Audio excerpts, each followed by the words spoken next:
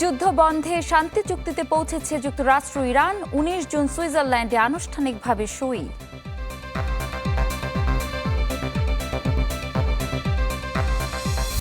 দুবাইয়ে গ্রেপ্তার সাবেক আইজিপি বেনজির শিগগিরই ফেরত আনা হবে দেশে, সংসদে স্বরাষ্ট্রমন্ত্রী।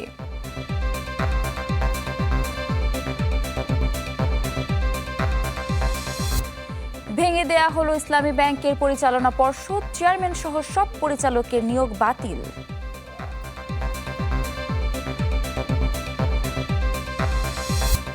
দিল্লি বিমানবন্দরে ইমিগ্রেশন জটিলতা, বাধা পেয়ে ঢাকায় ফিরলেন প্রধানমন্ত্রীর উপদেষ্টা ডক্টর জাহেদ।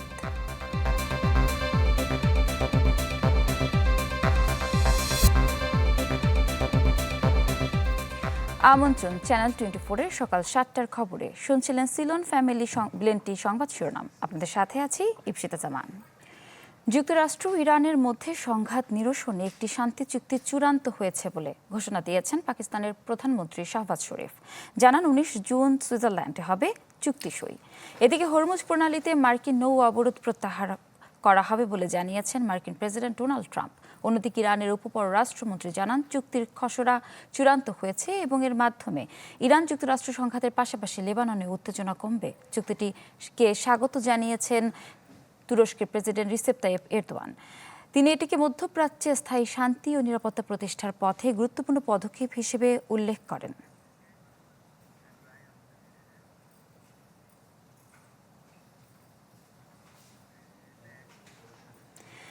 দেশ ছেড়ে পালিয়ে গিয়েও পার পেলেন না। অবশেষে দুবাইয়ে গ্রেপ্তার হলেন পুলিশের সাবেক মহাপরিদর্শক বেনজির আহমেদ। জাতীয় সংসদে বিষয়টি নিশ্চিত করেছেন স্বরাষ্ট্রমন্ত্রী সালাউদ্দিন আহমদ। জানান শিগগিরই তাকে দেশে ফিরিয়ে আনা হবে। দুদকের ইতিহাসে রেড নোটিশ জারির পর এই প্রথম কোনো অপরাধী গ্রেপ্তার হলেন। একসময়ের প্রভাবশালী পুলিশ কর্মকর্তা বেনজির আহমেদের বিরুদ্ধে দুর্নীতির অভিযোগ ওঠে বছর দুয়েক আগে। দুদক নড়েচড়ে বসার আগেই ২০২৪ সালের ৪ মে দেশ ছেড়ে পালিয়ে যান পুলিশের এই সাবেক মহাপরিদর্শক। এরপর থেকে বেনজির আহমেদ ছিলেন ধরাছোঁয়ার বাইরে। দীর্ঘ ২ বছর পর অবশেষে সাবেক পুলিশ প্রধান গ্রেপ্তার হলেন সংযুক্ত আরব আমিরাতের দুবাইতে। শুক্রবার বেনজিরের গ্রেপ্তারের বিষয়টি ইমেলের মাধ্যমে বাংলাদেশ সরকারকে জানায় সংযুক্ত আরব আমিরাত। সংসদে এমন তথ্য দিয়ে স্বরাষ্ট্রমন্ত্রী জানান শিগগিরই বেনজির আহমেদকে দেশে ফিরিয়ে আনা হবে। গত ১২ জুন ২০২৬ তারিখে সংযুক্ত আরব আমিরাতের স্বরাষ্ট্র মন্ত্রণালয়ের directorate general of federal criminal police, national central bureau NCB, Abu Dhabi হতে প্রেরিত একটি ইমেইলের মাধ্যমে বাংলাদেশ সরকারকে জানানো হয়েছে যে দুর্নীতি মামলায় অভিযুক্ত বেনজির আহমেদকে সংযুক্ত আরব আমিরাত পুলিশ কর্তৃক গ্রেফতার করা হয়েছে। পরে দুদক জানায় পাসপোর্ট জালিয়াতির মামলায় দুদকের আবেদনে বেনজিরের বিরুদ্ধে রেড নোটিশ জারি করেছিল ইন্টারপোল। দুদকের ইতিহাসে রেড নোটিশ জারির পর এই প্রথম কোনো অপরাধী গ্রেপ্তার হলেন। ইন্টারপোলের 2টা মামলা বিষয়ে চিঠি পাঠিয়েছিলেন আমাদের তদন্ত কর্মকর্তা। পাসপোর্ট জালিয়াতির মামলা, আরেকটি মামলা ছিল জ্ঞাত আয় বহির্ভূত সম্পদ অর্জনের মামলা। পাসপোর্ট জালিয়াতি সহ আরও 5টি মামলার তদন্ত চলছে। তবে কোন প্রক্রিয়ায় বেনজির আহমেদকে দেশে আনা হবে তা নিয়ে এখন আলোচনা চলছে সব মহলে। ফয়সাল হোসেন, চ্যানেল 24, ঢাকা। হাসিনা সরকারের গুম খুন থেকে প্রাতিষ্ঠানিক অপকর্মের হাতিয়ার হয়ে ওঠেন বেনজির আহমেদ। দুর্নীতি মামলায় সেই সরকারের আমলেই দেশ ছেড়েছিলেন। সেই বেনজিরের নাটাই এখন দুবাই পুলিশের হাতে। ছিল গ্রেপ্তারি পরোয়ানা, তারই একটি ইন্টারপোলের রেড নোটিশই কাল হলো সাবেক পুলিশ প্রধানের। আরো জানাচ্ছেন মাসুদুর রহমান। এই যে ১০০০-২০০ লোক টোকায় নিয়ে আসবো, আমরা বাড়িতে বাড়ি থেকে টোকায় নিয়ে আসবো, মাটির তলে ঢুকলে সেখান থেকে বের করে নিয়ে আসবো। একসময়ের দোর্দণ্ড প্রতাপশালী এক পুলিশ কর্মকর্তার নাম বেনজির আহমেদ। বলা হয় শেখ হাসিনার ফ্যাসিস্ট হয়ে ওঠার পেছনে যে পুলিশ কর্তা সবচেয়ে বেশি ভূমিকা রেখেছিলেন তিনি Benazir. Never underestimate the power of the government and the power of the people. 1963 সালে গোপালগঞ্জে জন্ম নেওয়া বেনজির আহমেদের বাবা ছিলেন পুলিশ কনস্টেবল। বেনজির পুলিশ বাহিনীতে যোগ দেন 1988 সালে। এরপর ভাগ্যগুণে একবার পুলিশ সদর দপ্তরে যোগ দিয়ে আর পিছু ফিরে তাকাতে হয়নি বেনজিরকে। ঘৃণা ছড়ানো ছাড়া, উত্তেজনা ছড়ানো ছাড়া, জঙ্গির মতামত ছড়ানো ছাড়া, সন্ত্রাসী চেতনা ছাড়া, হোয়াট দে আর ডিসেমিনেটিং। কখনো জঙ্গিবাদ, কখনো ধর্মের ব্যাখ্যা, কখনো বা দেশ সেরা আলেমদের বয়ান কিংবা নারী কেলেঙ্কারি। কি করেননি বেনজির আহমেদ?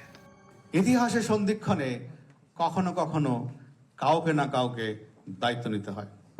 ডিএমপি কমিশনার, র্যাবের ডিজি থেকে পুলিশ বাহিনীর প্রধান, পুলিশের সবগুলো পদে তার সময়ে তিনি ছিলেন অপ্রতিদ্বন্দ্বী। বেনজিরের সময়কালেই গুম করে মানুষ হত্যার সংস্কৃতিও প্রাতিষ্ঠানিক রূপ নেয়। আমাদের কোনো সহকর্মী ম্যান্ডেটের বাইরে গিয়েছেন কিনা, ম্যান্ডেটকে ওভারস্টেপ করেছেন কিনা, সেটা দেখার দায়িত্ব। ক্ষমতা থাকতে অবৈধ সম্পদের পাহাড় গড়েন বেনজির আহমেদ। এত পরিমাণ সম্পদের মালিক হন যে শেষ পর্যন্ত শেখ হাসিনার সময়ই লুকিয়ে দেশ ছাড়তে বাধ্য হন। হয় দুর্নীতির মামলাও। দুর্নীতির বিরুদ্ধে জিহাদ ঘোষণা করবে, দুর্নীতির সঙ্গে কোনো আপোষ নাই। সেই দুর্নীতির মামলার একটিতেই গ্রেপ্তার হলেন বেনজির, তাও ইন্টারপোলের হাতে। তার বিরুদ্ধে আন্তর্জাতিক অপরাধ ট্রাইব্যুনালে গুমের মামলা রয়েছে, রয়েছে শাপলা চত্বর হত্যাযজ্ঞের মামলায় গ্রেপ্তারি পরোয়ানাও। চরম মানবাধিকার লঙ্ঘনের অভিযোগে বেনজির আহমেদ প্রথম কোনো শীর্ষ কর্মকর্তা যাকে মার্কিন নিষেধাজ্ঞা দেয়া হয়। দেশ ছেড়ে পালিয়ে দুবাইয়ে ভিনদেশি পুলিশের হাতে গ্রেপ্তারের আগে বিভিন্ন দেশ ঘুরে বেড়ানোর তথ্য পাওয়া যায়। এখন দেশে ফিরিয়ে বিচারের মুখোমুখি হওয়ার অপেক্ষায়।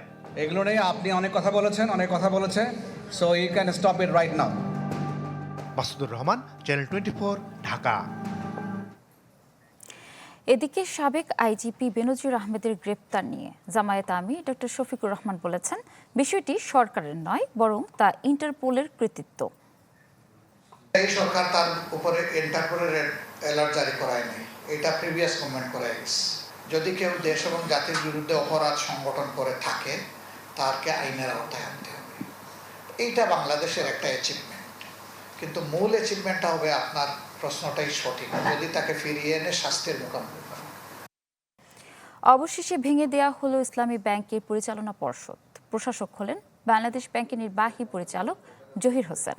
গ্রাহকদের স্বার্থ রক্ষায় এমন সিদ্ধান্ত নিয়েছে বাংলাদেশ ব্যাংক। এর আগে ধ্বংসের হাত থেকে রক্ষা করতে ব্যাংকটিতে ২৫০০ কোটি টাকার তারল্য সহায়তা দেয় কেন্দ্রীয় ব্যাংক।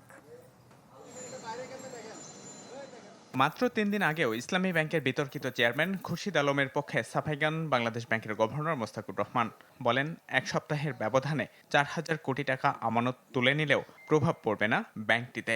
চেয়ারম্যান নিয়োগ নিয়ে তৈরি হওয়া অস্থিরতাকে মেলান সরকার বিরোধী পক্ষের রাজনৈতিক কর্মসূচির সাথে। আগামী ১ বা ২ সপ্তাহ পরে সেই এনবিআইফাইগুলো নিয়েও আমাদের কার্যক্রম শুরু হবে এবং তারা তাদের টাকা ফেরত পাবেন। গত ২৪ মে পদত্যাগ করেন ইসলামী ব্যাংকের চেয়ারম্যান অধ্যাপক জুবাইদুর রহমান। একই দিনে নিয়োগ দেওয়া হয় বাংলাদেশ ব্যাংকের সাবেক ডেপুটি গভর্নর খুরশিদ আলমকে। ৬ আগস্ট কেন্দ্রীয় ব্যাংকে কর্মকর্তাদের দাবির মুখে বাংলাদেশ ব্যাংকের যে শীর্ষ কর্মকর্তারা পদ ছাড়তে বাধ্য হয়েছিলেন, খুরশিদ আলম তাদের একজন। এই নিয়োগে ক্ষুব্ধ হয়ে ওঠেন ব্যাংকটির কর্মকর্তা, কর্মচারী, শেয়ার হোল্ডার ও গ্রাহকদের বড় একটি অংশ। টানা আন্দোলনে নামেন গ্রাহকরা। আলোচনা গড়ায় সংসদেও। আতঙ্কে এক সপ্তাহের মধ্যে গ্রাহকরা তুলে নেন ৪২০০ কোটি টাকা।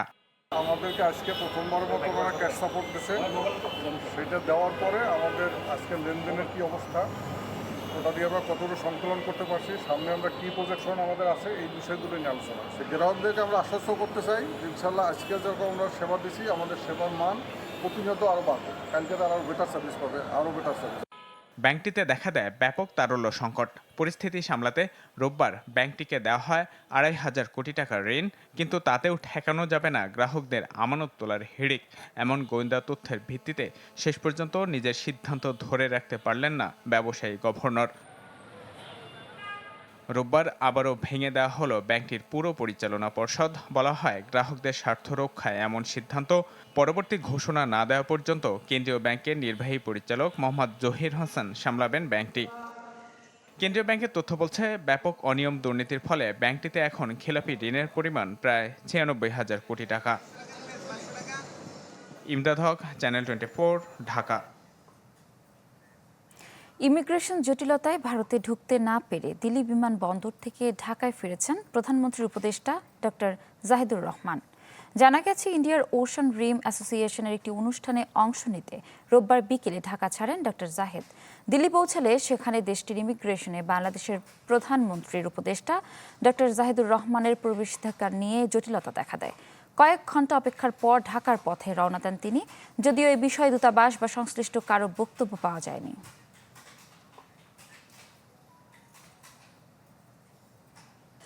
আজ পহেলা আষাঢ়। বাঙালি সংস্কৃতির চিরায়ত রূপ নিয়ে হাজির হয়েছে ঋতুরানী বর্ষা।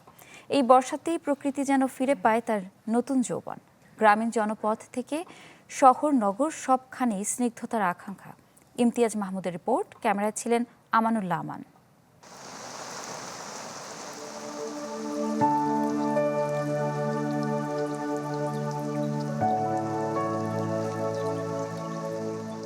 আকাশের বুক চিরে নেমে আসা ঋণিঝিনি বৃষ্টির শব্দে মেতেছে প্রকৃতি। পত্রপল্লবে ছন্দ তুলেছে আষাঢ়ের আগমন।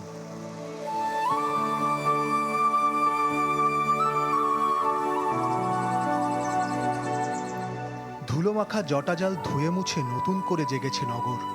বর্ষাকালে সাধারণত বৃষ্টি সবারই ভালো লাগে। বৃষ্টি আমাদের মনের কষ্ট দুঃখ সব দূর করে দেয়। শীতলতা ছুঁয়ে যায় মানুষকে মনটা। এটা আসলে সেই গ্রামের যে আমাদের শৈশবের যে সুন্দর একটা দিন, সেই দিনটাকে অবশ্যই মনে করিয়ে দেয়।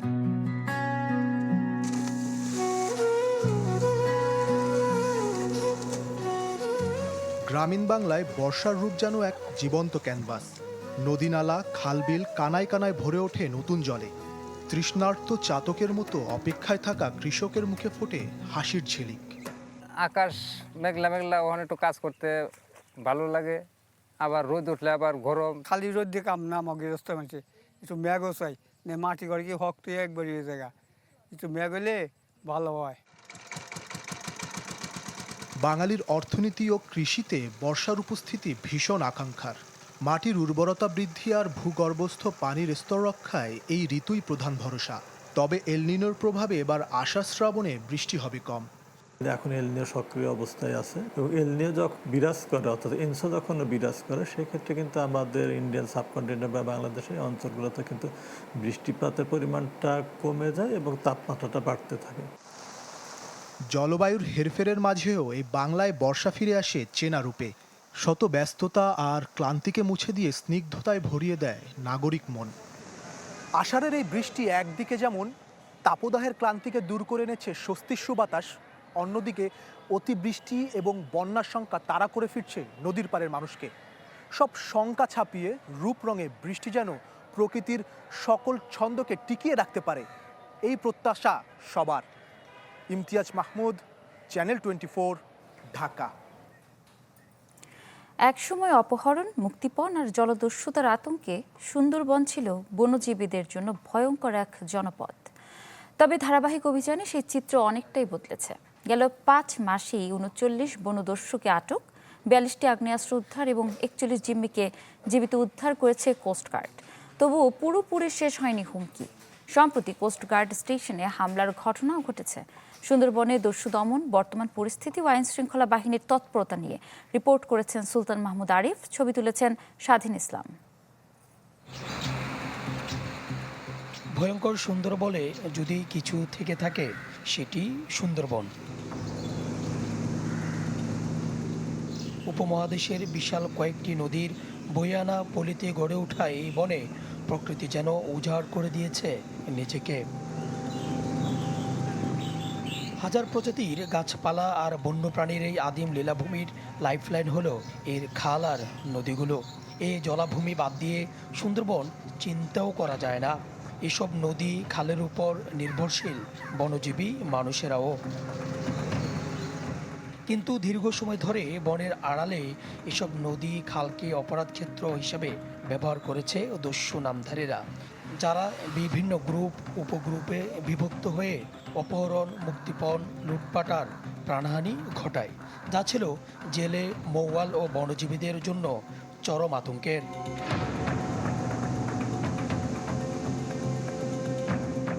কিন্তু কয়েক বছরে বদলেছে এই চিত্র। কোস্টগার্ড, নৌবাহিনী, র্যাব, পুলিশ ও বন বিভাগের সমন্বিত অভিযানে বিপুল অস্ত্র ও গোলাবারুদ সহ বেশ কয়েকটি দস্যু বাহিনী আত্মসমর্পণ করেছে। তবে এখনও সুন্দরবনে সক্রিয় আছে 6 থেকে 7টি গ্রুপ। তাদের ধরতে নিয়মিত চালানো হয় অভিযান। ল্যান্ডেরই যারা যারা আছে ইনভলভ তাদেরকে কিন্তু আমরা এই গত কয়েকটা অপারেশনও ধরেছি। তো এটা একটা আমাদের জন্য একটা, এবং আমরা কিন্তু তারা বুঝতে পারি যে তারা কোন দিক দিয়ে অপারেট করতেছে। আমাদের অনেক ট্র্যাকিং ব্যবস্থা আছে, সেভাবে ল্যান্ডেগুলোকে আমরা ধরেছি। সরকার থেকে শুরু করে আমাদের নিজস্ব সদর দপ্তর বা আমরা অত্যন্ত স্ট্রং ফুটেজে আছি। আমরা বাহিনীর ভাবমূর্তিকে কোনোভাবেই নিচে নামতে দিব না। এই ধরনের অভিযানে কখনো কখনো হামলার শিকার হতে হয় কোস্টগার্ডকে। গত 11 জুন মোংলার জয়মনের গোল এলাকায় কোস্টগার্ড স্টেশনে হামলা চালায় একটি গ্রুপ। এতে আহত হয় সংস্থাটির বেশ কয়েকজন সদস্য। বাহিনীটি বলছে দস্যুতার সুযোগ না পাওয়াতেই হামলা চালানো হয়েছে। প্রতিটা জোনের যে বিস্তৃতি সেই তুলনায় জনবল অত্যন্ত কম। সেটা দিয়ে আমাদের এই সীমিত জনবল দিয়ে আমরা আসলে দিন রাত যেভাবে কাজ করছে আমার লোকজনের রেস্ট হয় না।